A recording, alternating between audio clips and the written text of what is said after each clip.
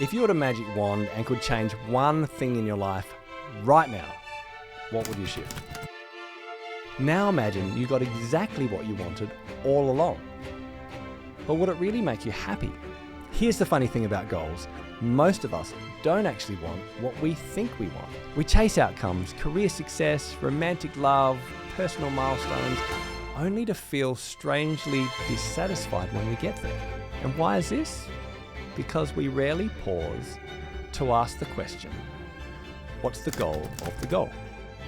In this final episode of Season 3 of The Space Makers, we unpack this powerful idea popularised by Dan Heath and explore why the solution you're chasing may not actually be what you need to get unstuck.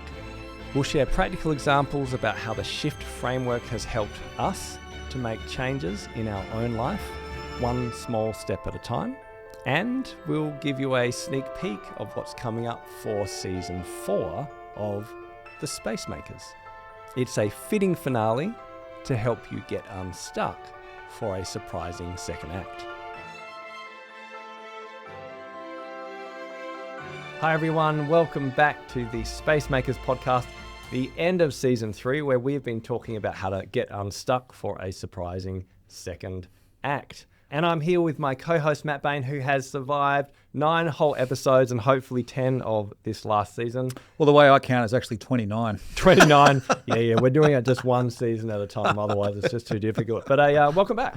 Thank you. It's great to be here. Hard to believe. Yeah, I know, this is made it. another season. Another season. Yeah, another pod course. And it's been a good one. It's a bit different. It's been a bit more practical. We've had a bit more focus around the SHIFT framework, and hopefully people have learnt to get unstuck in a small area of life, well, one step at a time. Yeah, I think some people really, at least some people really like the gear change, going from pretty conceptual last season to something really super concrete and actionable in the here and now. So look, before we move on to the topic, which is we're going to talk about the goal of the goal and how sometimes what we want isn't what we actually need. But as we finish this pod course, we would love to ask our listeners for a small favour. Or favours. Or small favours. Yeah. What are the things we'd love to ask? Yeah, well, number one, sincerely, if you found this helpful and useful at all, and you got people in your life who you think would also benefit from it, it'd mean a lot to us. We'd really appreciate it if you wouldn't mind sharing it with those people, if you think it'd really make a difference and it'd be valued. Yeah. Regardless of metrics and all that kind of stuff, that would just mean a lot to us, because that's like the primary reason why we do this, is to help people. Yeah, look, it takes a lot of, hopefully, time, effort, love behind this podcast, and we actually really want to help people. And every time you can let someone else know who needs it, then that helps. It's great. Yeah. So that's one favour. Cool. What's the other one? So if you're not like a natural reviewer, a starer, a liker, what else is You it? don't even know how to do it, do you? I don't really. I mean, I've heard about it. Anyway, if you feel comfortable with all that stuff, please, if you can give us, leave a review. And, leave a review between 5 and 5 stars. Totally up to you. But seriously, a few comments means the world to us. And it's super helpful to get reviews, just, to let others know about the podcast. So thanks again in advance. But let's dive into the topic for today, which is the goal of the goal.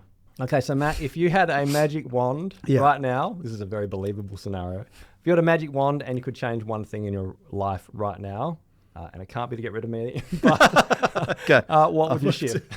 No, there are examples, and this is hypothetical for our listeners. Maybe our listeners would have a magic wand and want to have less responsibility and a bit more time and space at work. Maybe they'd want to pay off their mortgage or repair a strained relationship that was causing, heartache. Maybe they'd want to get fit enough to run a marathon or, be a famous influencer. As my kids all want to be. Yeah. Maybe you'd like to spend more time with your kids so that they don't want to be influencers. Or maybe, good. you'd want a deep sense of inner peace, just that inner security without worrying so much. Or whatever that magic wand would do. Maybe you want to be the world's greatest movie star. Maybe the world's greatest movie star. How did you know that that's my big ambition in life? But if you had a magic wand, what would you like to change? And if you got exactly what you wanted, would it really make you happy? And that's what we want to talk about, because actually, in our experience and, having read from the lives of lots of people who have actually received what they wanted in life, sometimes what we think we want isn't what we want. And sometimes what we do want in life isn't actually as good for us as we think it would be. So it's possible to chase outcomes and then reach the goal or not reach the goal and feel dissatisfied along the way. So what we want to talk about is a great question to ask, which is, what is the goal of the goal? What's the why behind the thing that you're pursuing? Because if you don't ask that question, well, often you can try to solve issues when you feel stuck and realize that the thing you're trying to get isn't the thing you need at all in the first place. Yeah, that's great. Like dovetails nicely into this entire framework. Is that the reason that there's probably some kind of goal behind why you think you feel stuck. And if you've misdiagnosed that goal, or if that goal kind of isn't worthy, then either the means that you throw at trying to get unstuck isn't going to work out, or you may find yourself kind of getting unstuck in terms of that you've reached that goal, but it doesn't satisfy. Sometimes the thing you want is actually closer to you, is at your fingertips all along.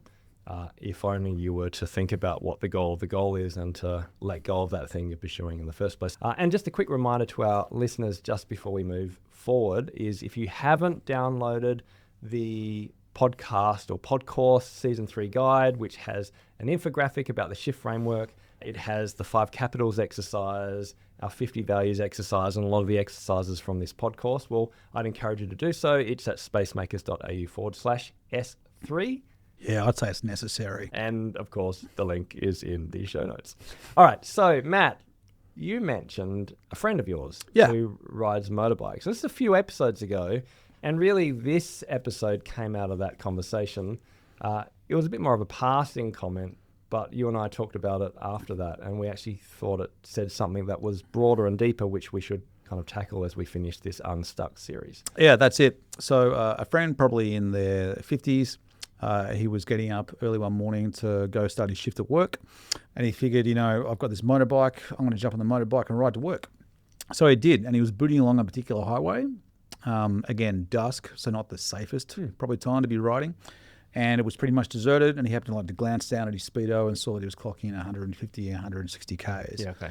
And he just startled, he startled himself. He was really shocked, and he said it was almost as if he had this like lightning bolt, or I guess to mix metaphors, like the light globe came on, an epiphany. And he kind of hit him that perhaps whilst he used to like motorcycling, he wondered if there and then he was liking and in love with the idea of motorcycling. So like literally slowed down, went to work, rode it home, put it in the garage, and put it on Gumtree that day. Hasn't ridden motorcycles Where's since. Lycra now, I bet? It's funny. He's going to hate me saying this if he ever listens, but he does. He really does.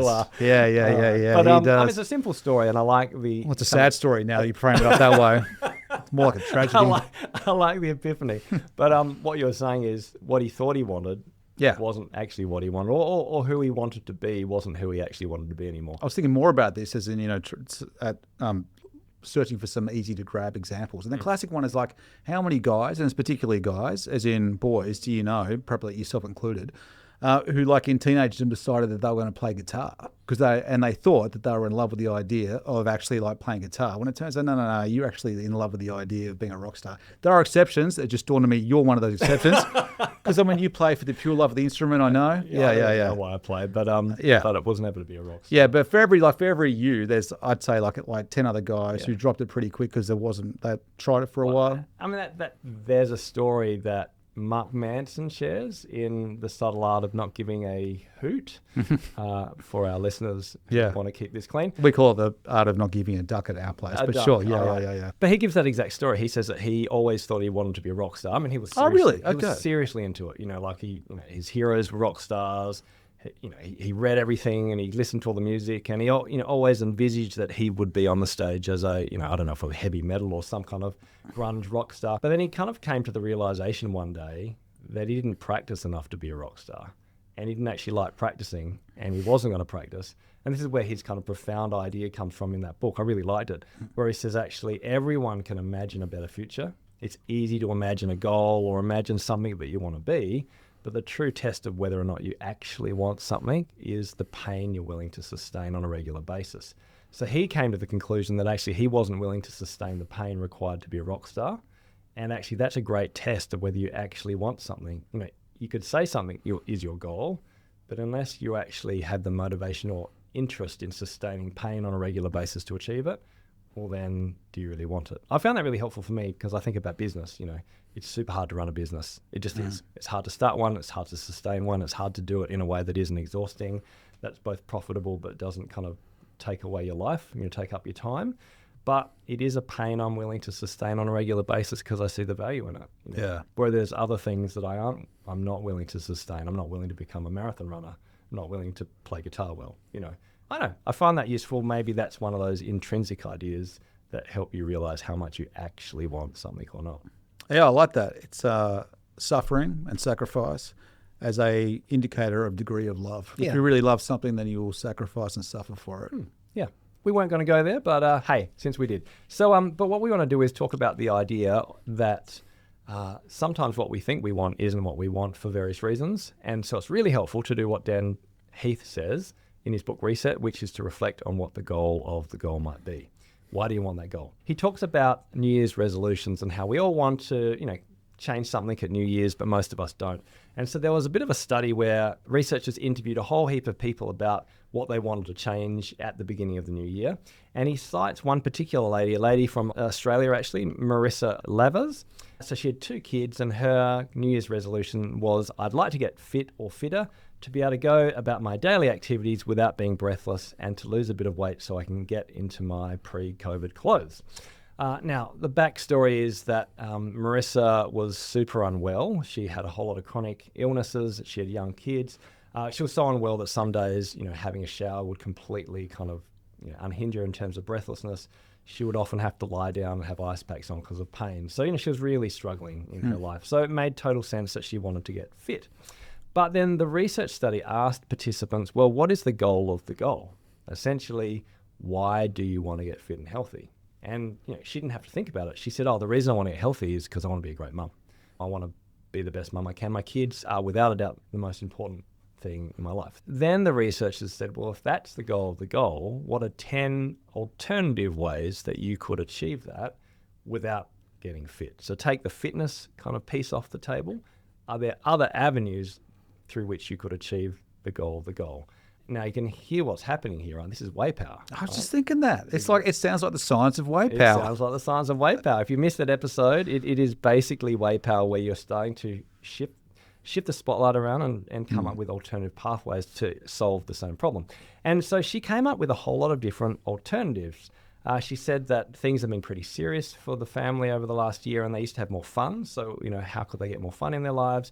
She said that they used to have a bit more music. So what if they brought music back? They said they used to have better kind of bedtime routines and general routines that have kind of fallen off, and so how might you get those things back again? So she started to see alternatives. And because of that, because she realized actually the goal isn't to get fit, the goal is to be a great mum and hang out with my kids. Well, then she actually came up with some really interesting solutions and she put them into practice.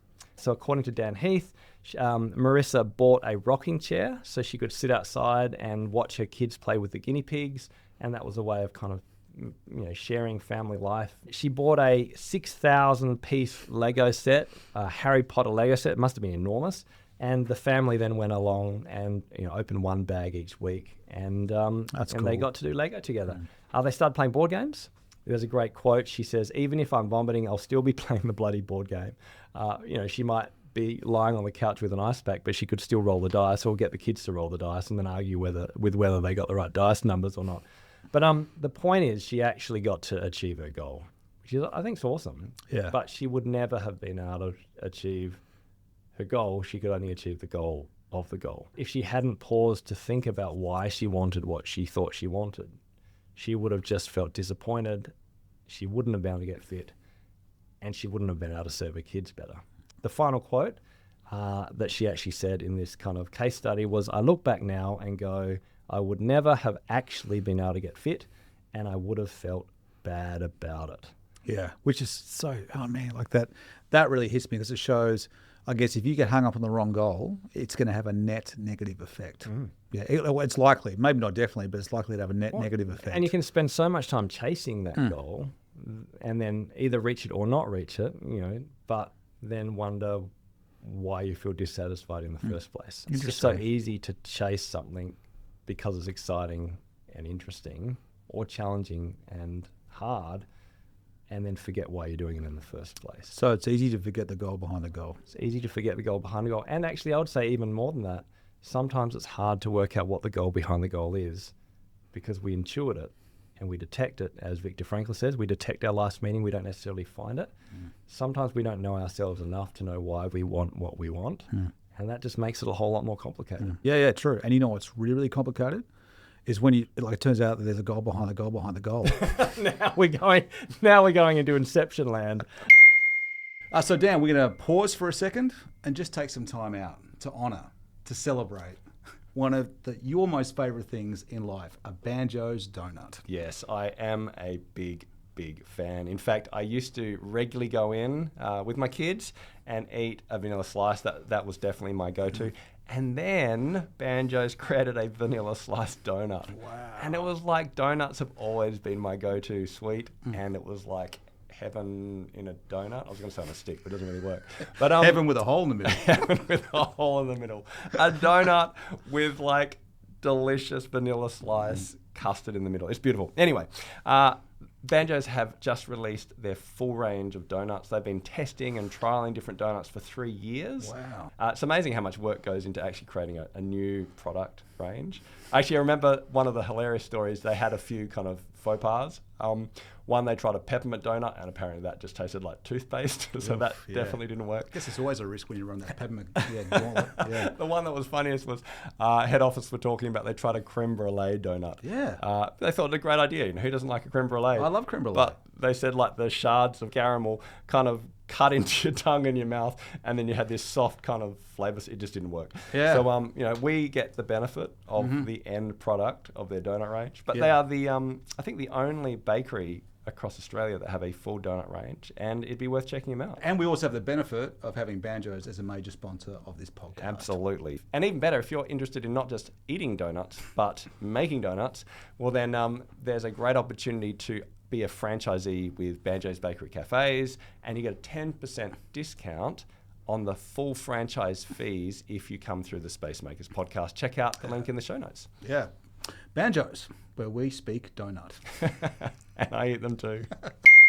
So Matt, we've established that, there's a goal behind the goal. It's a good question to ask. It's a good question to reflect on, but it's hard to answer. What might people do, particularly if they're stuck and they're trying to say, if I had a better relationship, if I had a better job, if I can get out of debt, if I had whatever, then I wouldn't feel stuck. Okay. Well, how might you pause and actually ask the deeper questions about your internal motivations and what will really make you happy? Sure. Simple question. That's it. Going back just a couple of steps, hearing you retell that story of the Australian woman who was unwell, that just like made me think. It stood out to me that she identified the goal behind the goal really quickly, and it was pretty simple and obvious. But at the same time, it took to some degree her being involved with another group of people, the research group, who kind of asked her clearly that question before the answer came to her. So it was both simple, if you like, but at the same time it had been kind of hidden, and she got understandably fixated, at least for a while, on this idea of getting fit. That was the goal. It wasn't until someone else came from outside her immediate experience and said, hey, look, what's the goal behind the goal here, that it became clear and apparent to her. So that fits with our last episode, which is travel alongside others, isn't it? That often you do need, you always need the social context. You need others to help you discover who you are. I think so. If my experience mirrors most people, it's just so easy for me to get stuck in almost like siloed dead end ruts in my head. And particularly if I stay solely in my head, I go down the same old streets. I just do continual blockies in my mind.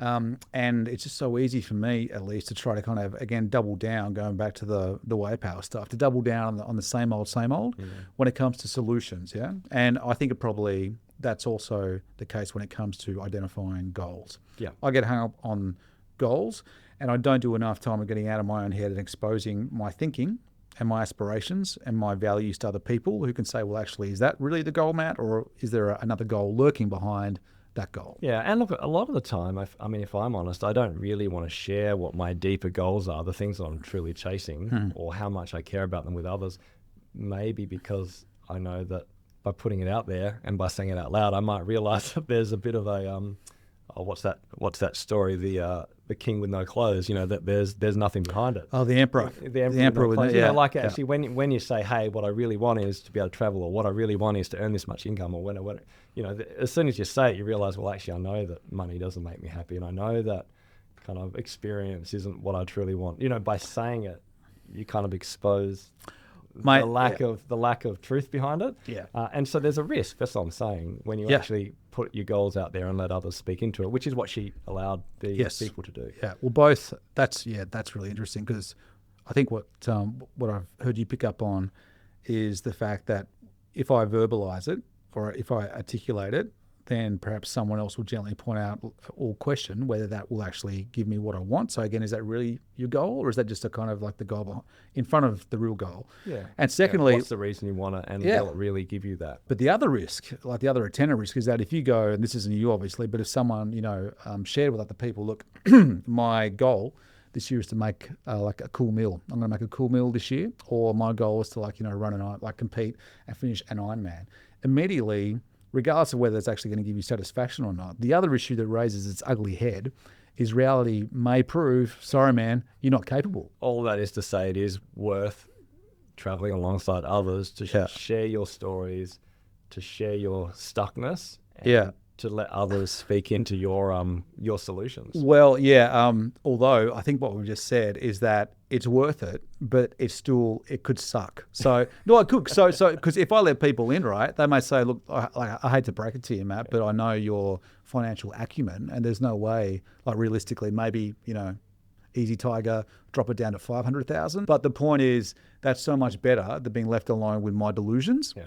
And my thinking, well, actually, I really am capable, but I'm never going to take the risk of actually exposing that aspiration or that goal to a wider, more kind of concrete, objective reality Yeah, for okay. feedback. Okay. Like, you know what I mean? So it's better, but it could still suck. Oh. But it's going to suck more if you don't. Of course, but Yeah. nothing we talk about in this podcast is easy. You know, if you want a better life, you want to become a better person, you're going to have to walk through difficulty. So if you are in a position where, okay, you get this, you're curious about whether the goals that you're setting for yourself, whether they're implicit or explicit, this is what I need to get unstuck, is actually the goal of the goal. I mean, how would you go about it? I imagine the first thing is it is worth reflecting yourself, whether that be pulling out a journal or just thinking about the question. And the question really would be, why do I want this? I reckon that's a great idea. Maybe as a slight adjunct to that, or complement, particularly when it comes to trying to verify the worth of the goal. Then maybe like the other kind of thought exercise you could run is, what would you say to a friend who articulated this? So someone who you cared about, but it's not you, but it's someone who you care about. What would you say if they shared that with you? Yeah, which is a great question, and one that's often used to objectively step back from yourself and then give yourself better advice. And then that would lead to the next step, which is probably just the extension of actually having a conversation with your best friend and saying, well, this is what I'm trying to change, but I'm not quite sure why I want to change it, and allow them to speak into that. Yeah. Hopefully you have that type of relationship, and hopefully that's the kind of conversation that, would be reasonable to have. And I suppose the point is, once you work out what the actual inner motivation and drive is, I think the question that Marissa Laver was asked is a great question. Imagine that what you're trying to do is taken off the table. In my situation, okay, imagine you can't get a great YouTube channel and a podcast, or imagine you can't, create this type of online community. Well, then how might you try to tackle the why without a business? How might you try to tackle being a great mum without being healthy? Yeah. Yeah. And I think they're good questions. And at the very least, it'll make you think. Yeah. At the best, you might discover that there's new paths and new ways to achieve something, and new ways to achieve things that are just way faster and simpler than you thought. I love the story of the, I think it's from 4,000 Weeks, the Mexican fisherman. He's there with his friends, drinking wine, playing music, playing guitar in the hot sun. And this kind of, an American business traveler comes through and sees this guy, and they end up chatting. And he loves the guy's life, but he's like, what do you do? And he's like, I'm a fisherman. I've got a boat and I fish 2 hours a day.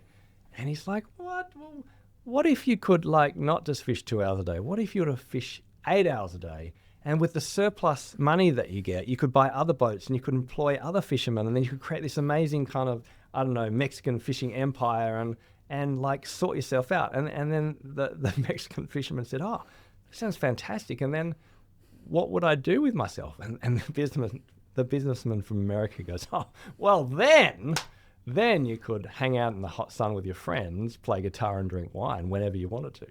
You know, and I love the irony of that. But I think sometimes the thing we really want is already available to us.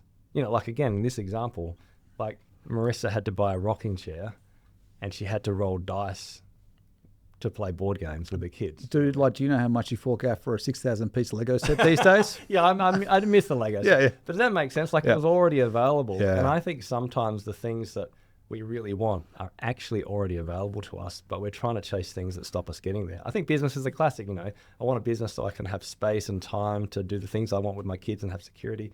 Well, actually, I probably have a lot of that accessible to me now. I could probably travel now. I just wouldn't have to go as far. Do you know what I mean? Like, the things are accessible right now if I knew what the goal was, but we have to admit to ourselves what we're actually trying to chase in the first place. The only other question that I throw into the mix is going back to my mate's motorbike story and the Mark Manson is how much are you really willing to suffer and sacrifice for this goal? Like, are you willing to pay the price? So for my mate who was riding the motorbike, I think it was either best case scenario, a bunch of speeding fines, worst case scenario is getting like scraped up from the highway. Yeah, so that's a great question. Maybe that's the final question to ask. Once you've identified the goal, you've talked about it with another person.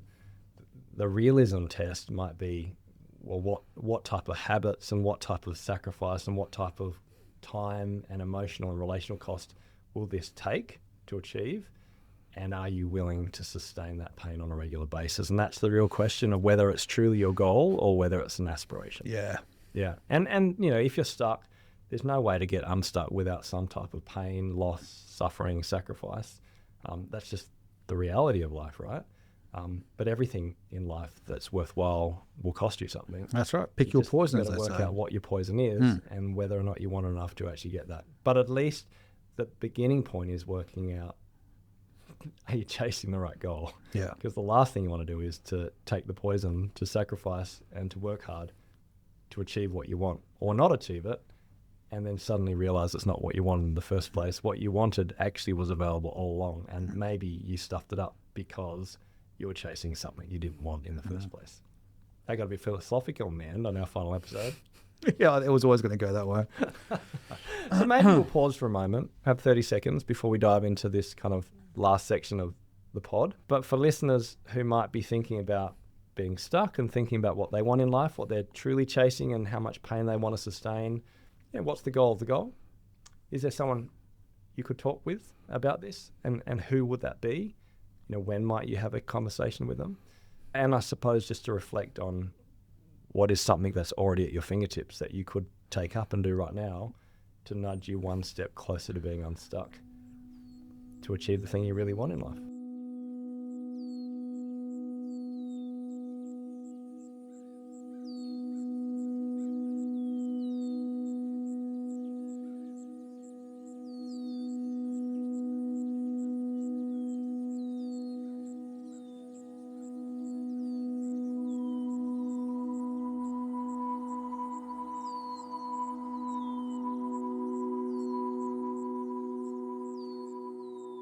So hopefully it's been useful to think about the goal of the goal and to reflect a bit on what your why is. But look, we're going to wrap up with a discussion about the SHIFT framework, which we've been working through. SHIFT being an acrostic that summarizes how to get unstuck. They are principle-based, so we weren't wanting to give you a dummy's guide to being unstuck. We just wanted to help you have some research-based principles that have helped us. And we thought we'd finish by sharing how you and I have gained some benefit ourselves. I think about Richard Bach's quote, "I teach best what I most need to learn." And, part of the reason you and I do the podcast is we want to improve our own lives. Well, hopefully see our lives improve. And this stuff works. And if it doesn't, well, sorry you've listened to 9 episodes, but Podcast is still free, right? Podcast is still free. Yeah, you get your money back. Yeah. So let me go through the SHIFT framework briefly, and then I thought we'd finish with, you sharing what you've learned. I'll share what I've learned, and then we'll intro season 4. Sounds good. So S stands for selected domain. So to pick a domain of your life or an area which you want to shift something in. H is harness your strengths. We talked a lot about a strength-based focus, looking at what works and looking for the bright spots to move forward. I is imagine multiple paths. This is the way power stuff, to think differently about how you might approach and tackle your goals.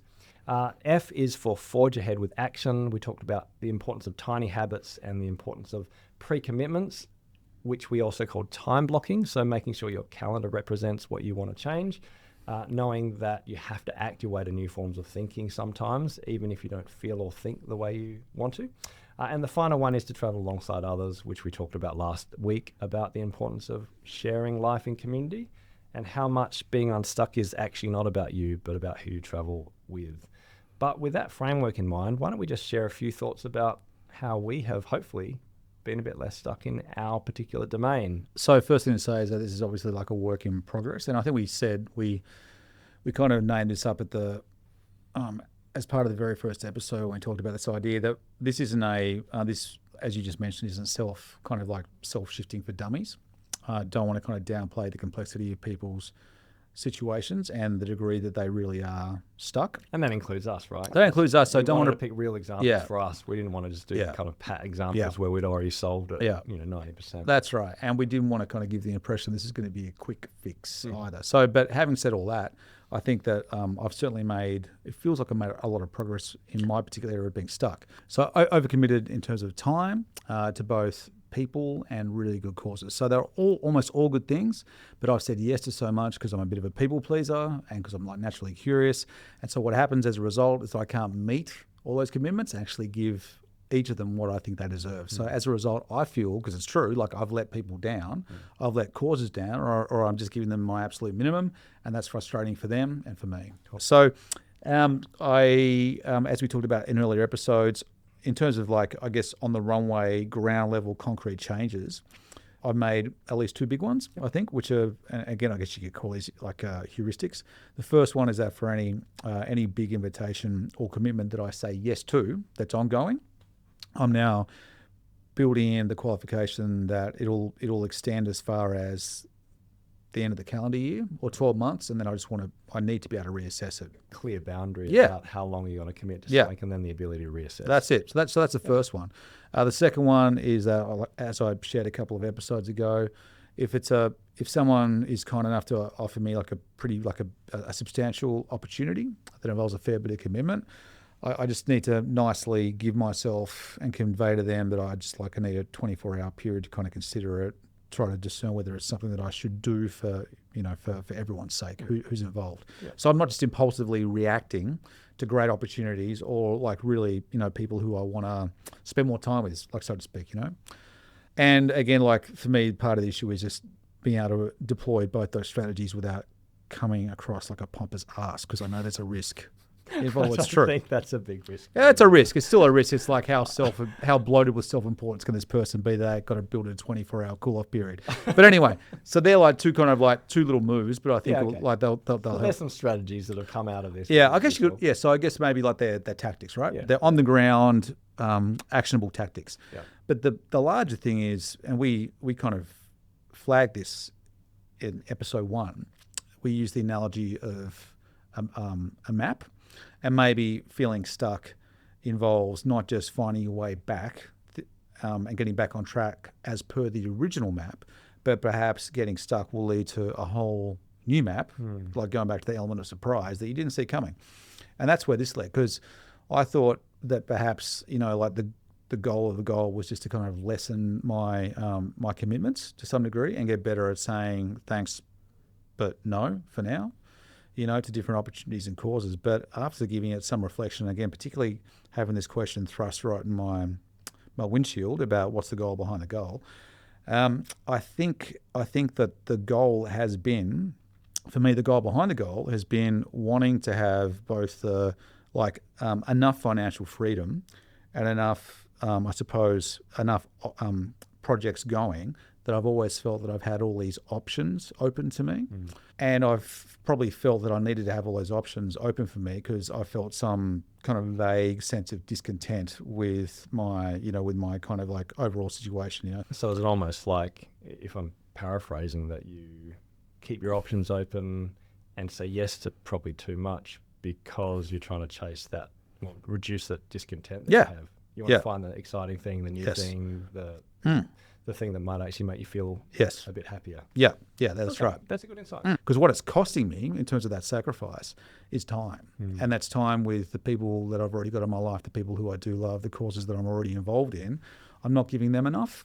And so that's where I feel a lot of the tension, like you said before, and dissatisfaction.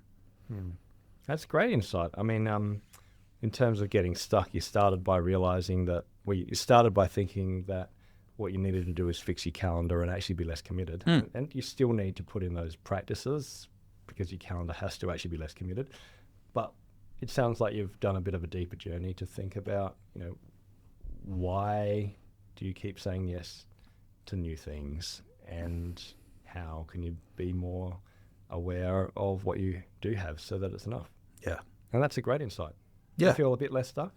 Yeah. It's still early days, but that was the closest thing that I've had to an epiphany for a while. Great. So I think that's it feels like it's a lot of clarity is kicked in. That's great. And I love behind that you've both got those deeper insights, which is what I'd hope our listeners would have for themselves. The motivations, the drives, the aha moments, or kairos moments, as I like to say, that help you understand why you do what you do and how you got where you got to. And then obviously practical, actionable strategies to make progress forward. Yeah. Cool. And how's about you?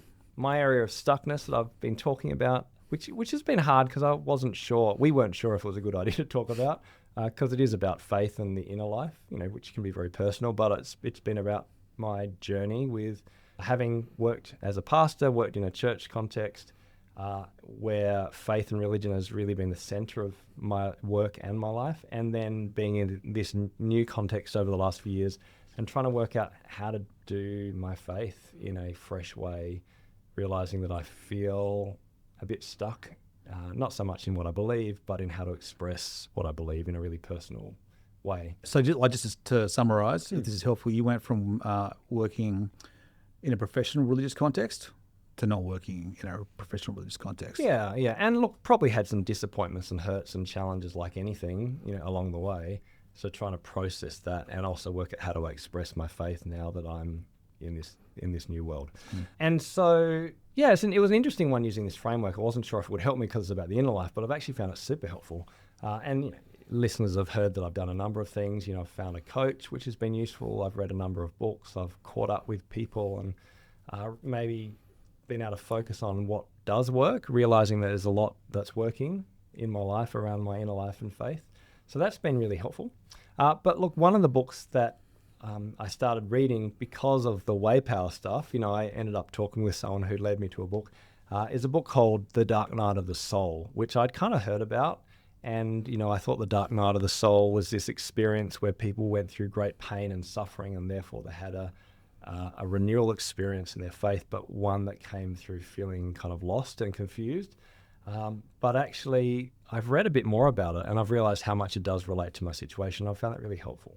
So the term comes from, I think, St. John of the Cross. It was a monk in the 16th century. I think he was also a contemporary of Teresa of Avila, another kind of Catholic nun who's a saint. But essentially, the term dark night in Spanish is the word oscura, and oscura is like where we get the root for obscurity. And so essentially, to go through a dark night of the soul or a dark spiritual experience is not so much that it's bad or hard or dark, like, the dark night, the dark force or something like that. It's more that you're just obscure. Like, you can't see the way forward.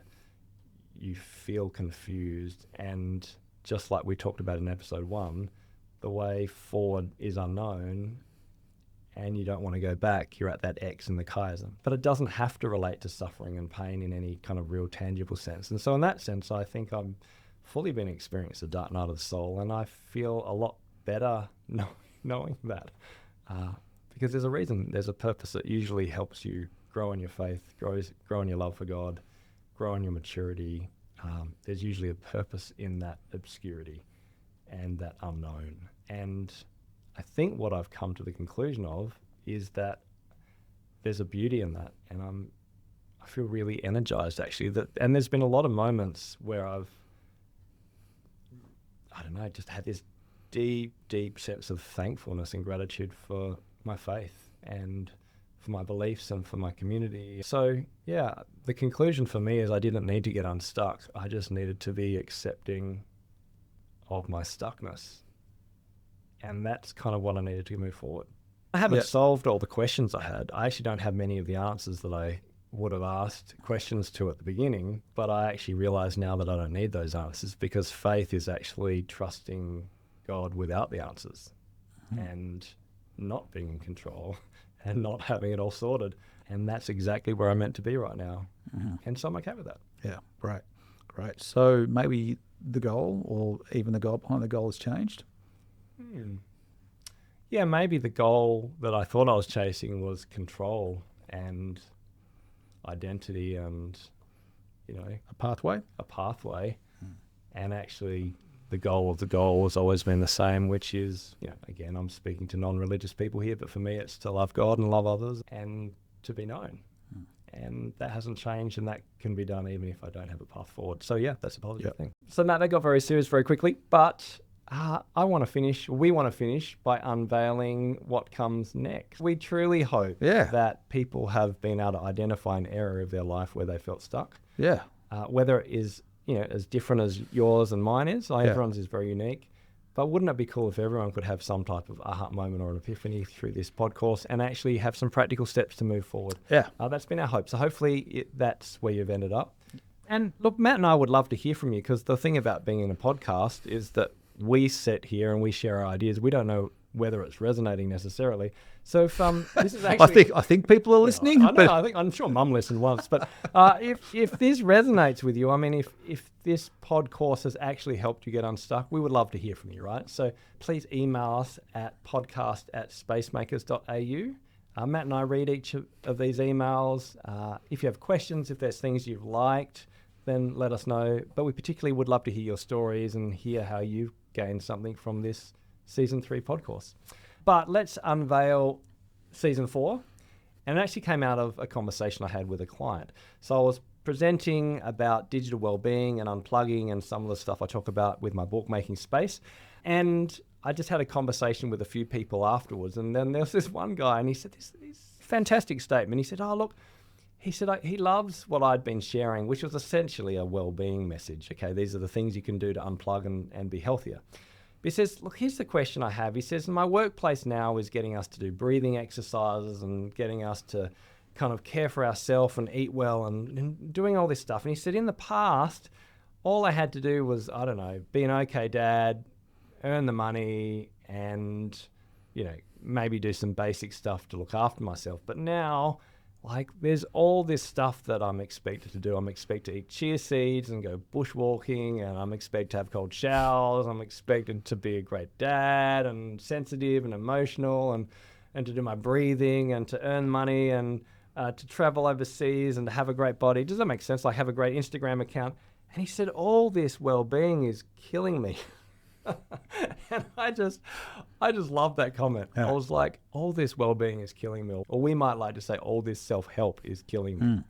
And I think there's something in that. We think there's something in there, right? You feel it. I feel it. I reckon a lot of people out there feel it. If there's 101 ways that you can self-optimize, that just means there's 101 ways that you can fail.